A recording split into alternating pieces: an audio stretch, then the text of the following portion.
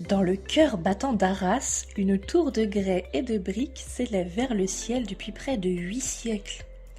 Haute de 75 mètres, elle domine la grande place de sa silhouette gothique, témoin silencieux mais éloquent d'une France qui a su inventer, bien avant la République, ses propres symboles de liberté. Ce beffroi, inscrit au patrimoine mondial de l'UNESCO, raconte une histoire méconnue, celle d'un campanile républicain qui rivalise avec les clochers dans le paysage sonore et symbolique du Nord. L'histoire du beffroi d'Arras commence en 1234, dans une Europe où le pouvoir se dispute entre seigneurs, évêques et rois. Contrairement aux châteaux forts qui proclament la domination féodale ou aux cathédrales qui élèvent les âmes vers Dieu, le beffroi naît d'une ambition différente, celle des bourgeois qui veulent s'émanciper. Arras, prospère cité drapière, obtient sa charte communale et avec elle le droit de construire cette tour. Car le beffroi n'est pas qu'un bâtiment, c'est un privilège, un symbole de liberté arraché aux puissants.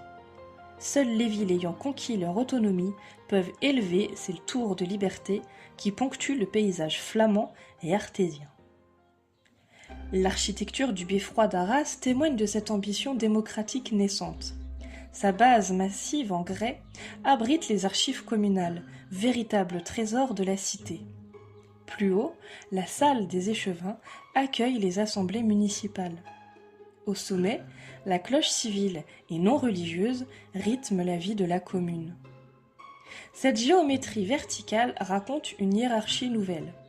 Au rez-de-chaussée, les fondements juridiques de la liberté. Au premier étage, la délibération politique.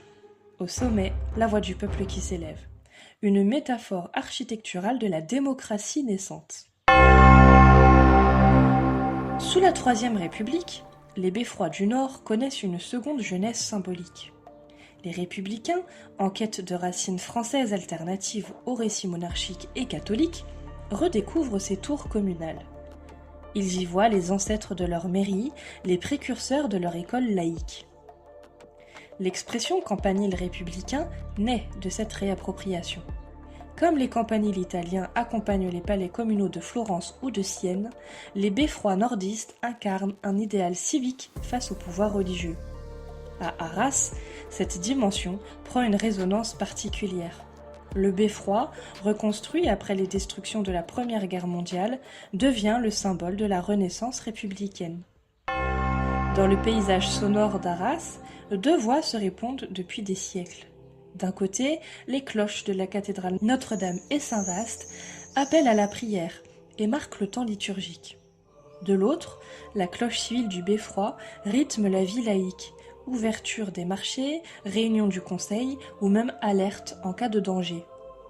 Cette dualité sonore révèle une France à deux voix, celle de la foi et celle de la raison, celle de l'Église et celle de l'État, et même celle du sacré et celle du civique. Le beffroi d'Arras ne concurrence pas la cathédrale, il dialogue avec elle proposant une autre forme de transcendance, celle de la communauté politique. L'originalité du beffroi d'Arras réside dans sa capacité à coexister avec les symboles religieux sans les nier. Sur la grande place, il voisine avec l'abbaye Saint-Vaast, créant un équilibre urbain entre pouvoir temporel et spirituel. Cette géographie révèle une France du Nord qui a su intégrer la diversité des autorités, mais sans les opposer frontalement. Même pendant les périodes de tension entre l'Église et l'État, le beffroi n'a jamais été conçu comme un anti-clocher.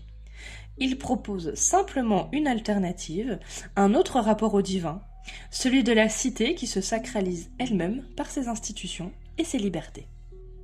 Aujourd'hui, le beffroi d'Arras continue de jouer son rôle de campanile républicain. Siège de l'office de tourisme, il accueille les visiteurs venus découvrir l'histoire communale. Ces 40 cloches, restaurées en 2005, continuent de sonner les heures et les événements civiques. Plus symboliquement, il reste le repère visuel d'une identité arageoise qui assume ses racines à la fois médiévales et républicaines.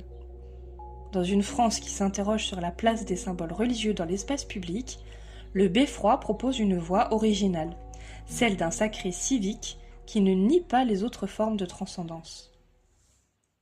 Le Beffroi d'Arras raconte une France différente, celle du Nord, qui a inventé très tôt ses propres formes de démocratie. Face au débat contemporain sur les signes religieux dans l'espace public, il témoigne d'une tradition française méconnue, celle d'un sacré républicain qui s'exprime par la pierre et le son.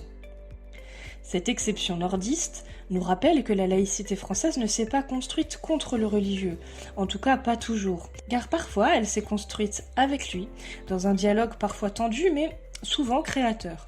Le Beffroi d'Arras, campanile républicain du Nord, continue de faire entendre cette voix singulière dans le concert des nations européennes.